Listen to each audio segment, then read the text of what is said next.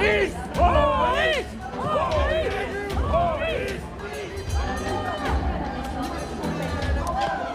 va, type? En forme? Allez, on pousse! Le week-end terrible d'Emmanuel Macron qui s'est à la fois donné en spectacle et ridiculisé au Salon de l'Agriculture de Paris, au lieu traditionnel de communication politique. N'oublie jamais que nous sommes dans le pays de la Révolution française, le pays qui fait tomber la tête des monarques.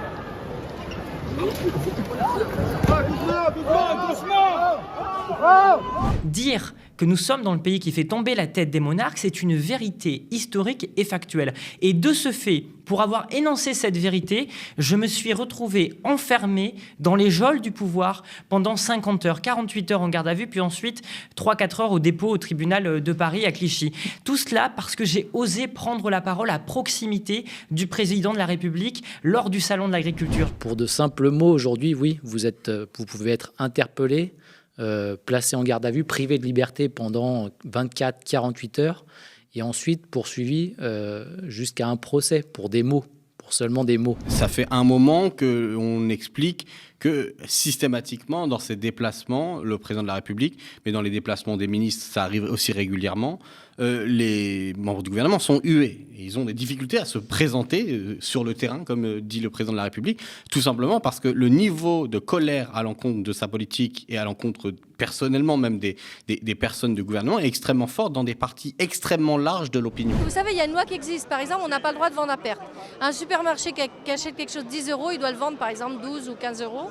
Il n'a pas le droit de vendre à perte. Nous, on est obligés de vendre à perte puisque Lactalis, par exemple, nous achète notre lait en dessous du prix de revient.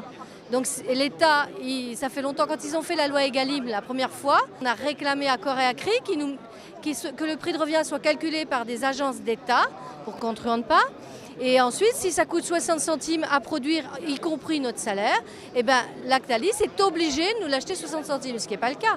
L'État soutient des riches comme Lactalis ou Sodial, des grosses boîtes, et nous, eh ben, on peut crever. Et ça, c'est à cause des traités de libre-échange qui, effectivement, mettent en compétition les agriculteurs les uns avec les autres. Et je pense que, enfin, en tout cas, dans les soulèvements, on se dit que, en fait, c'est pas possible que des gens qui nous nourrissent soient mis en compétition. Le développement agricole en ce moment, c'est vraiment un développement industriel de l'agriculture, avec de plus en plus des grosses fermes.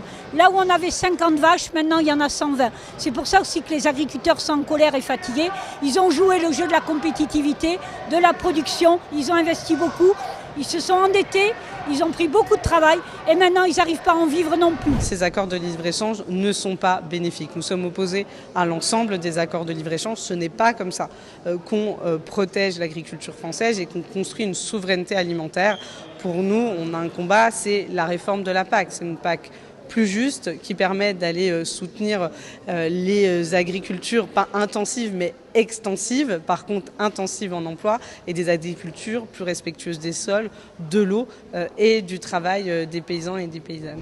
On ne doit pas avoir le droit d'importer ce qu'il est interdit de produire. C'est un principe extrêmement simple, car la situation aujourd'hui des accords de libre-échange, c'est d'abord le dumping social, et ensuite le dumping environnemental. Et à la fin, on prend des produits de mauvaise qualité, on détruit la nature et en plus, on ne donne pas un revenu aux agriculteurs. C'est tout ce paradigme qu'il faut aujourd'hui changer, toute cette logique qu'il faut inverser. Il s'est accaparé le Hall 1, donc l'immense majorité du Salon d'agriculture pendant toute la journée, pour pavaner, pour faire son show avec la complaisance et la complicité des médias mainstream, et pour faire l'homme qui est au combat, qui va dialoguer, alors qu'en réalité, la colère, et on pouvait la tâter, la sonder au Salon d'agriculture des paysans et des paysannes, elle est immense. Et il n'y a toujours pas eu de réponse concrète à cette dernière. La perspective d'une trêve à Gaza semble prendre corps, si l'on en croit les déclarations ce dimanche de Jake Sullivan, un conseiller du président américain Joe Biden.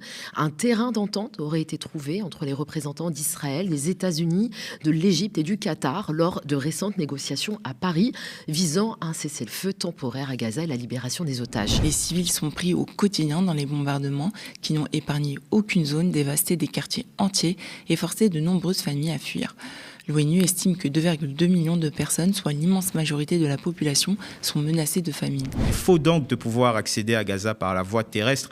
Les avions jordaniens et français ont effectué une série de largages de 2 tonnes de colis humanitaires et de nourriture, ainsi que d'autres fournitures à l'aide d'avions, notamment de l'armée française. Mais une grande partie des colis largués ont terminé dans la mer, poussant les Gazaouis à se servir d'embarcations pour aller les récupérer. Comment se fait-il que les médias français refusent pour la plupart de diffuser les images de nos consoeurs et de nos confrères qui meurent littéralement sur place à Gaza?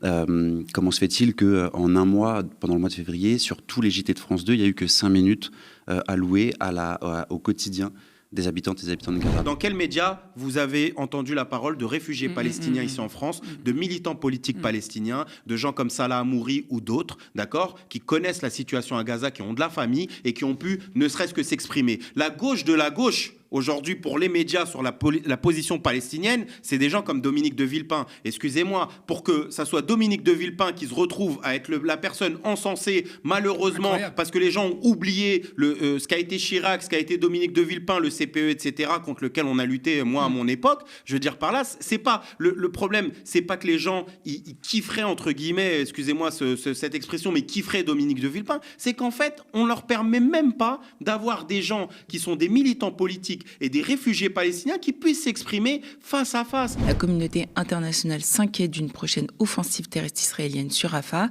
où sont massés près de 1,5 million de Palestiniens selon l'ONU. La plupart des déplacés sont piégés contre la frontière fermée de l'Égypte. Ils sont nombreux à être contraints de payer des sommes extravagantes à des agences de voyage égyptiennes qui leur font passer la frontière. Ces organisations proposent une sortie de la bande de Gaza en passant légalement par la frontière égyptienne, un permis de passage qui coûte 4 600 €. C'est le prix de départ d'un service pour les plus fortunés et une façon assumée de faire de l'argent sur les victimes de la guerre. Malgré le déni qui règne dans le cinéma français, les langues continuent de se délier. 2 semaines après l'enquête de nos confrères du Monde sur la relation d'emprise exercée par le réalisateur Benoît Jacot sur Judith Godrèche, la comédienne a pris la parole lors de la cérémonie des Césars, vendredi 23 février, pour encourager la libération de la parole sur les violences sexistes et sexuelles dans la grande famille du 7e art. Ce qu'elle disait en fait dans son discours, Judith Godrèche, elle attend des actes derrière. Elle s'attendait à ce qu'il y ait un soufflet, en fait, qu'elle soit entendue à ce moment-là et que derrière, rien ne se passe. Et en fait, c'est le cas. Qui s'est exprimé publiquement derrière? Personne. Quelques personnes se sont exprimées auprès d'elle, mais est-ce qu'on a eu une tribune du milieu du cinéma pour dire oui, on va faire respecter le droit, parce que c'est de ça dont il s'agit, c'est de faire respecter le droit en France. Faire en sorte que les femmes et les jeunes femmes dans le milieu du cinéma ne soient pas agressées.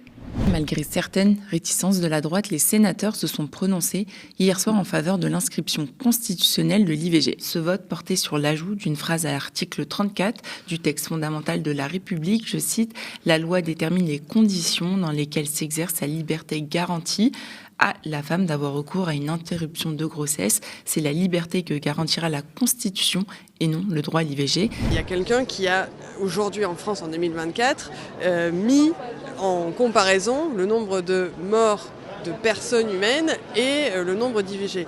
Donc évidemment, c'est une preuve empirique parmi tant d'autres que les anti-choix et les anti-droits sont toujours actifs en France. D'ailleurs, ces débats, le débat qu'on a sur la constitutionnalisation ou le débat qu'on a eu la dernière fois sur le prolongement des délais, c'est toujours à ces moments-là qu'on voit en fait qu'ils sont toujours là, qu'ils se mobilisent. Il y a une idéologie qui est une idéologie bourgeoise, coloniale, qui participe à l'ensemble du maintien des oppressions, et notamment, excusez-moi, mais la question de l'IVG, etc., c'est une des oppressions patriarcales les plus importantes. Et dire cela en 2024, pas à n'importe quel moment, c'est-à-dire à quelques jours de la constitutionnalisation de l'IVG et du vote au Sénat, je veux dire, c'est pas des lapins de 6 semaines, c'est la ligne politique de catho-réactionnaire, etc., qui est Vincent Bolloré, qui est un profond militant impérialiste français. Je veux dire que c'est une personne qui a une ligne profondément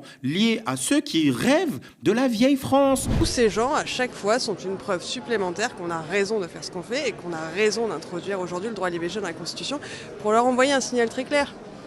C'est fini, ils ont perdu. Voilà.